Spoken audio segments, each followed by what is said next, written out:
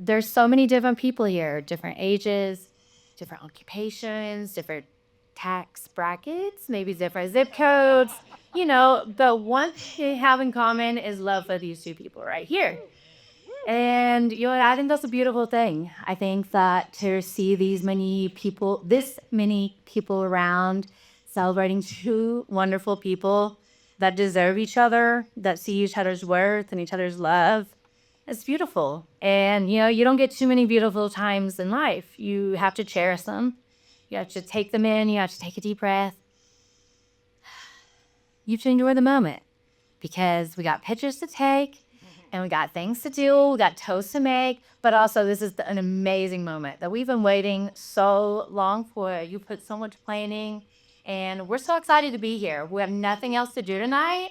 So we're here for the long run. We're here to have fun. We're going to dance our asses off. We're going to drink. Sorry, Granny.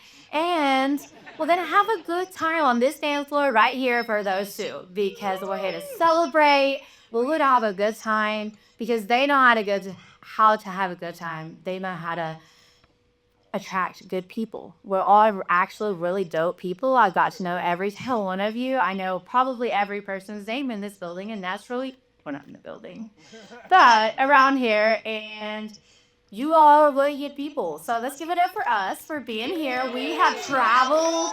We've been in cars and planes and trains and automobiles and all the things.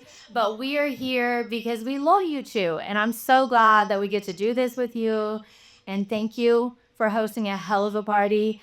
I wouldn't want to be anywhere else on this earth but with you two, celebrating your love. Okay, I had a speech prepared. One thing, it's kind of on a less lighter note, but I actually knew that Thomas was the one for Laurel. In November of 2021, my father had passed away, and this guy sat on the couch with me, and I'll never forget that day and your love. Those of you, you drove to the middle of nowhere for the funeral, and I'll never forget that. On my darkest days, y'all were there for me. And I'm so glad I get to be on the best day with y'all. That's what life is. That's what friendship is for. The best and the worst days. And so I'm so glad that this wonderful day is here. And I'm so glad that we're all here. And I'm going to give this mic away. But let's raise a glass for these two, the Oglesbys. We're so excited. Cheers. The story of the first time I met Thomas describes him pretty well, or at least my relationship with him. I was a brand new freshman in college at Missouri State. I had pledged to join Tau Kappa Epsilon just recently, and it was Fair Friday, so I was required to spend a whole day in a dress shirt and tie. That night, I was invited to a pregame. But I was meeting a bunch of new people and decided to sit down on a couch next to an active member that everybody called Ogre. And when I looked over at him, he was holding his hand out and wasn't holding anything, but was staring at it intensely. Can you? Just like that. I didn't say anything because I had no idea what he was doing, but his staring only got more intense, and he started grunting.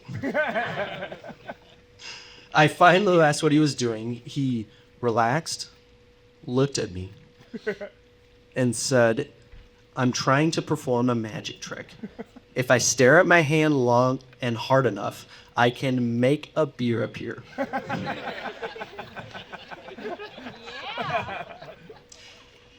And then proceeded to go right back to staring at his hand and grunting even harder than he was before. I wasn't sure how to respond, but he was an older active member of the fraternity I was joining, and I wanted to show respect. The only thing I could think to do was reach into my case of beer and put one in his hand, and he immediately relaxed and let out the most proud I've ever heard, "Ta-da!"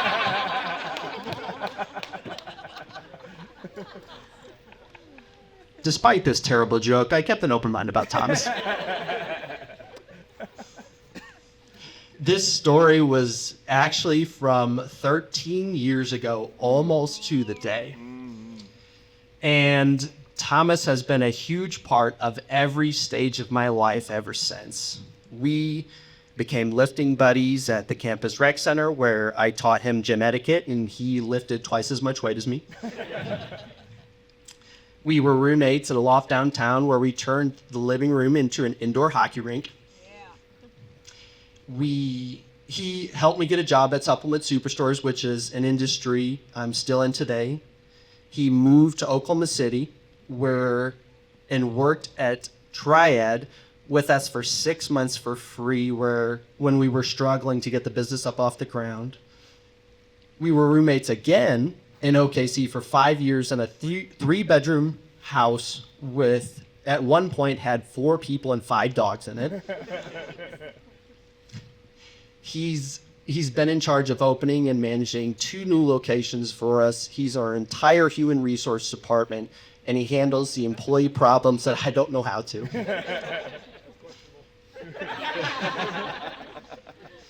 He's the co-host on our podcast.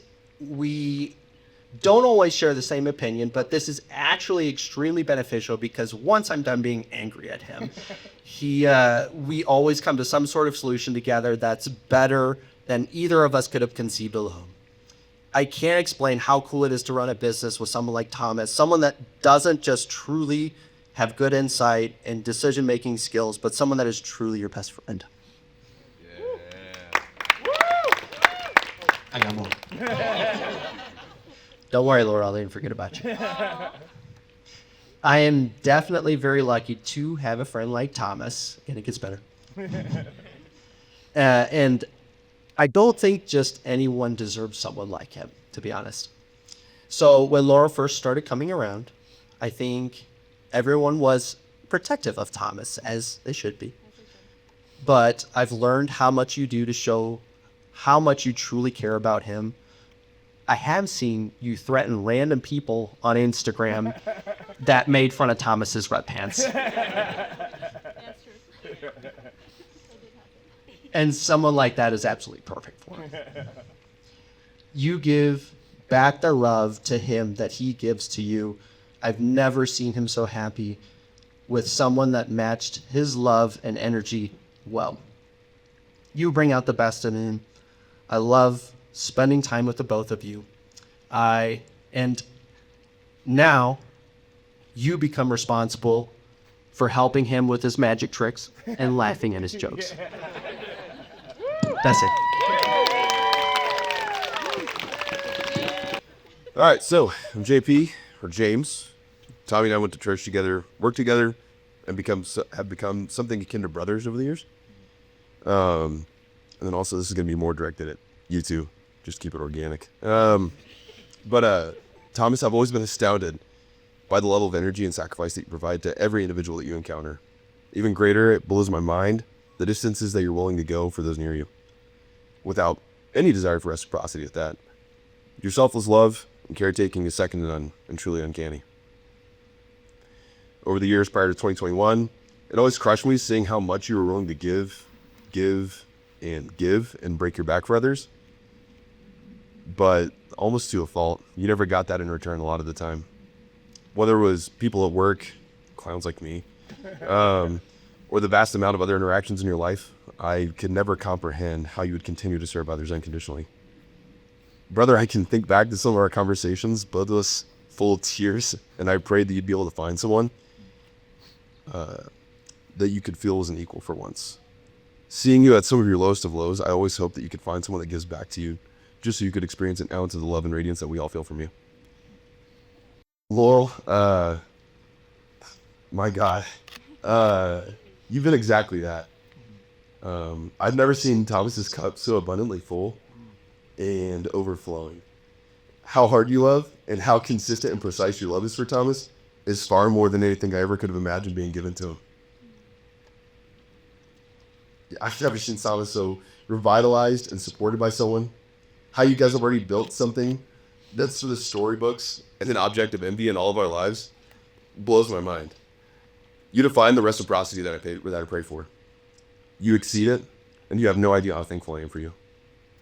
Thank you for joining with Thomas and finally giving him the love and the family his heart has always longed for.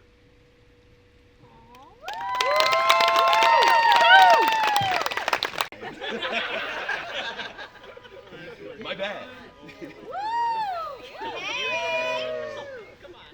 You guys see me? Okay, cool.